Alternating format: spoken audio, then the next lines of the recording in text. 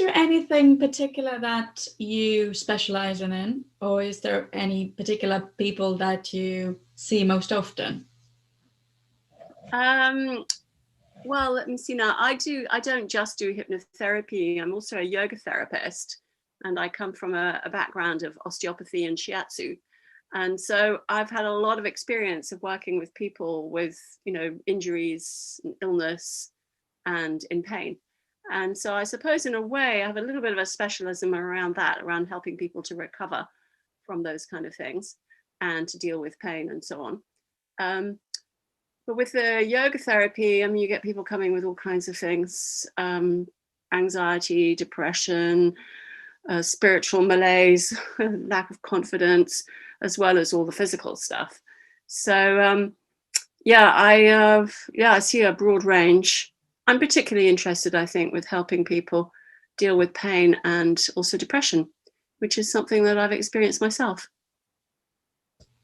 So what's your quest story? What was the reason you thought to study, add an extra layer to the experience that you already had?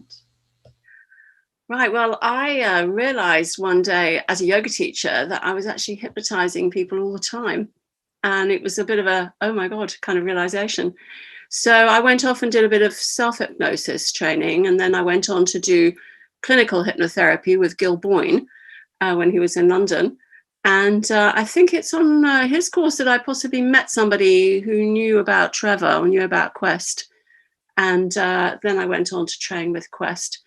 I've had, the privilege of meeting Gil and training with him and also going to him as a client. But Quest has been fantastic. It's given me a really good, solid grounding and also a broad range of techniques from many different disciplines. And it sort of marries in quite well with the yoga therapy. Partly, I mean, Trevor has quite a bit of an interest in the whole spiritual dimension of things. And so that fits beautifully with the yoga philosophy and psychology. I've recently done the Master Prac training. Great to reconnect with people and with Quest and with Trevor. Challenging this year, obviously, being online. But no, it's really kind of refreshed things for me and brought back into consciousness some of the techniques that had fallen by the wayside. So it's been brilliant. Okay. So based on obviously the experience that you have with people and the type of people that come to you, if there is someone who's watching this video and maybe struggling, if there was something that you could either teach them or tell them to support them somehow, what would it be? Well, it's the gratitude practice. It's so powerful, so transformative, and so simple. I use it both when something really great has happened, make a note of it, actually write it down, make a note of it in a little notebook. And I also use it when I'm not feeling good. So both ends of the spectrum, because, you feel like, oh, I've had a really crap day, everything went wrong.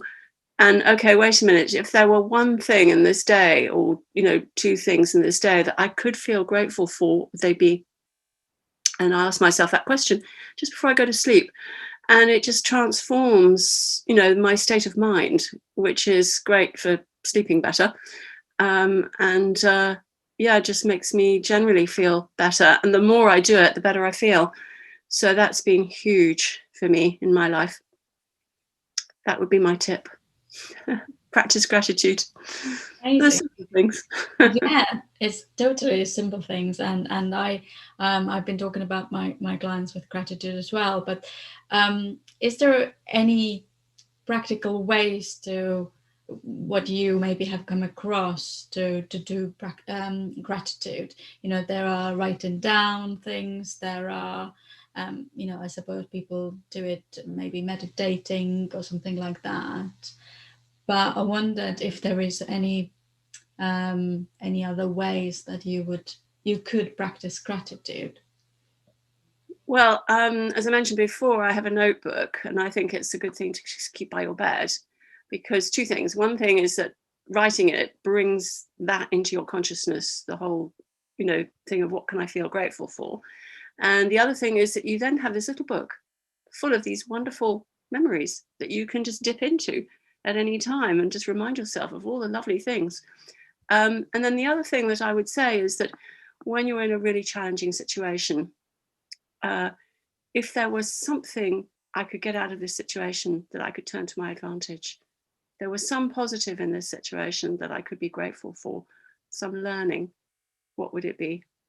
So just to have that question in the corner of one's consciousness whenever, difficulties arise in life. I think that's probably what I would say in terms of using it in a practical way.